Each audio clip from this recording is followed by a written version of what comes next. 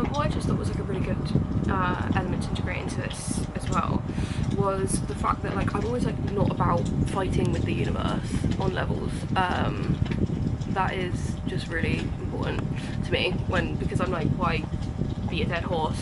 Do you know what I mean? But like when it comes to like the law of, because I'm looking at all the laws of the universe, so the law of, what is it?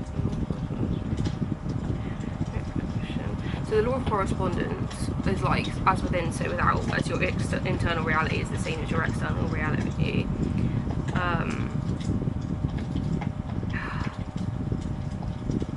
So yeah, and that like will help you access the vibration that you want to do.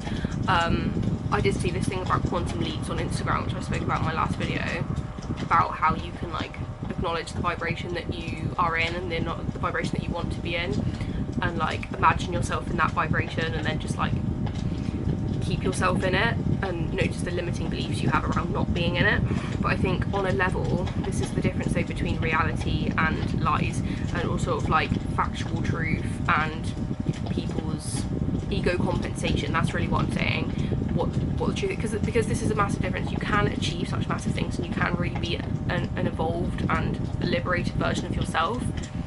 And that can, I heard someone say that the world is like a dream state actually, but it can also be like a nightmare if you don't do the work, I would argue, because you get like theta vibrations in the world. It is almost like a dream state, and I think you know, that really reflects in the fact that you can really achieve a lot of amazing things that are aligned with what you're supposed to be doing in that life, and you can be really liberated and stuff like that. Life can be really brilliant, but it's the law of correspondence, so that's like as within so without. And I also think in the law of, what was the one that I really wanted to talk about,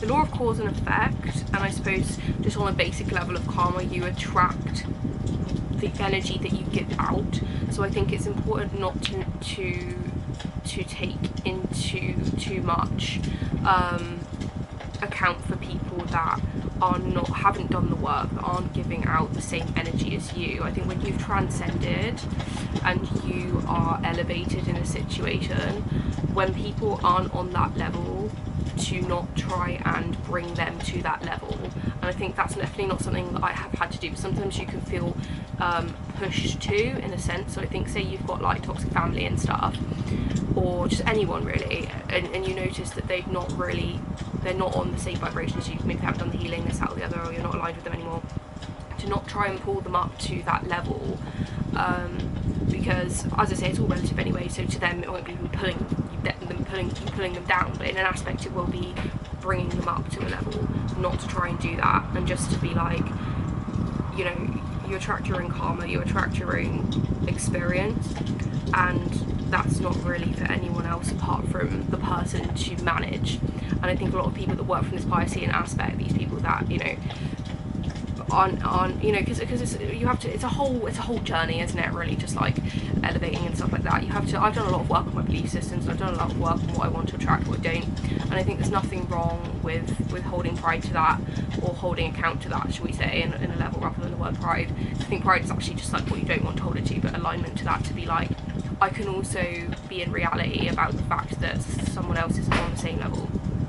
And it's not about being better or worse, but it's about being honest about, I'm not going to try and pretend that I'm the bridge to the gap, the bridge of the gap between someone that's not in alignment to being in alignment. I'm not that.